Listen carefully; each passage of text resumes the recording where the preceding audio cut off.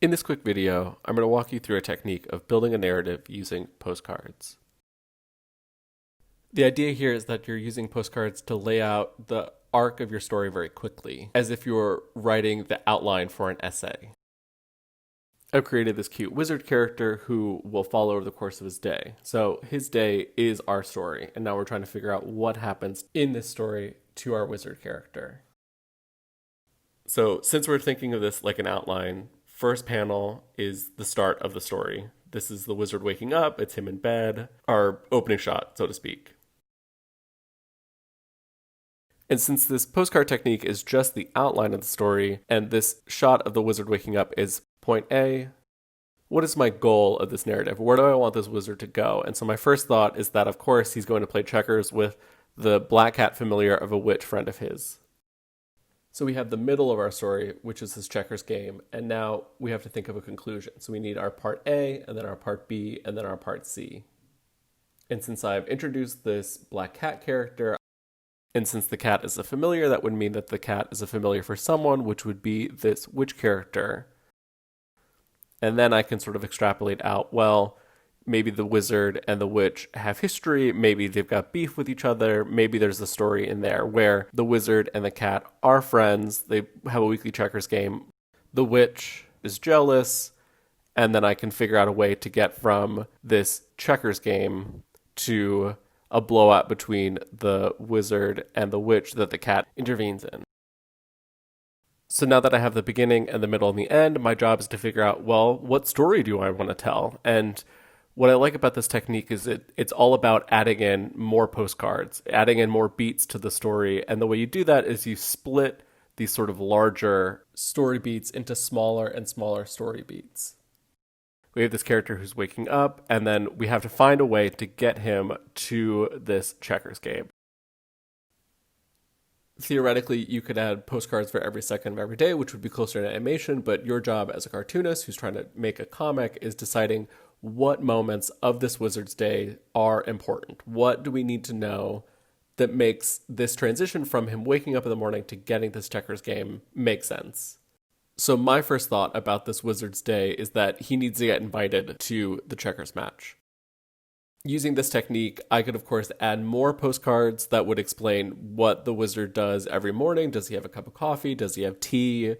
Is there a dragon living in his home? Does he watch TV? Does he check his phone? Like, all the minor things that you could add to flesh out the story. But for me, I just want to get going. I want to get to this checkers match. And the way he's going to do that is he's going to check the mail, and there's going to be an invitation inside his mailbox.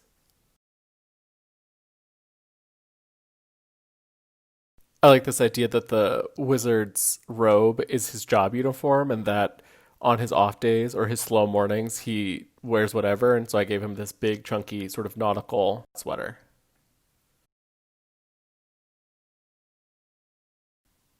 With this extra panel, my comic still doesn't make any sense. So now we need to figure out, okay, so what else happens? And with some movie magic, we get the invitation to the checkers match, including a official seal from the cat.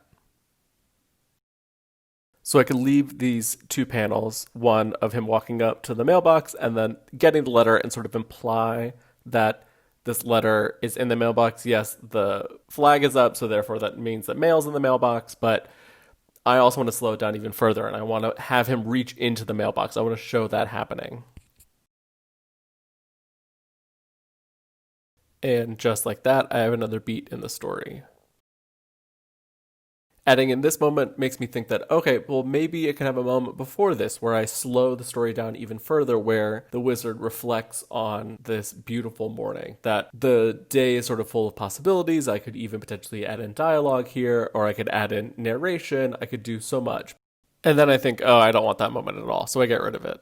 Now my goal is, okay, we have the invitation. Now he needs to get from the mailbox to the checkers match. How do I do that? What details do I add in? In the same way that I added details into the first chunk of the story, my job is the same. My job is to think of ways to explain more about who this wizard character is, what world he lives in. I'm sure you can all look at this and go like, he's just making a comic, but it's this intentionality that I'm trying to use to give myself a framework that's both flexible but also thorough. You know, these would not be finished panels. These are just the sketches. And I could then take these rough drawings and then turn them into pages, or I could make more finished drawings from them. So he gets the invitation, and then I think, okay, well, what if this cat is like a checkers champion who is coming out of retirement? You know, that invitation looks very official. Maybe it's this thing where the cat is ready for a rematch. You know, the cat is ready to dust off the old board, and the wizard, who used to be an okay checkers champion, is now much better and is ready. He feels ready. He's sort of having this like Rocky Balboa training montage moment where he gets the invitation, and then in the heat of all of his feelings, he runs back to the house. He slams the door behind him, and the big oaken door causes the flag on the mailbox to come down, which he forgot to do before running inside the house. And what's nice with this technique is that even though I've already established what the overall beginning, middle, and end of the whole story, or at least the portion that I'm talking about today, I can still think about the beginning of this story in the same way. You know, the beginning is still him in bed, the middle is the invitation, and then the end is the part of him running inside the house. It's a complete thought, and it helps me clarify for the audience every beat of the story to make sure that they understand what's going on, to make sure that all the necessary information is there, that they can follow along with what I'm trying to tell them.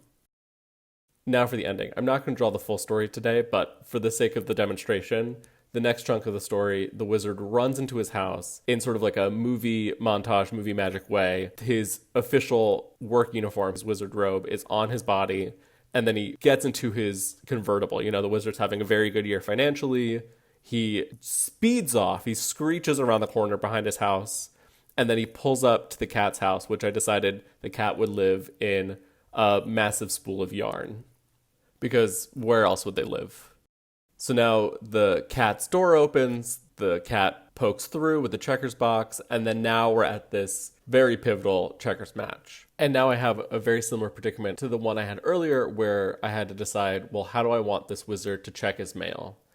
You know, I can do so many things here. I could have the wizard go into the cat's house. They could catch up. This could be exposition for their relationship or the history of their love of the game of checkers. Or could introduce that the cat is trying to sneak this match in before the witch finds out. Or the wizard could be asking how the witch has been doing all this time, and that the cat is like, well, I'm not going to tell you because you need to just call her. You know, there's so much that you can do with every story. And I think this process of me drawing while talking to myself has been something that I come back to all the time. And yes, I probably sound ridiculous right now, but there's something about really deciding what direction I want to take as it's happening, letting myself sort of walk myself through my own story. What am I aiming towards in the story? Where is my ultimate goal? And using this postcard technique can give you all of the flexibility you would want to decide what is going to happen in your story without having to worry about redrawing a full page or getting too precious about any individual drawing, or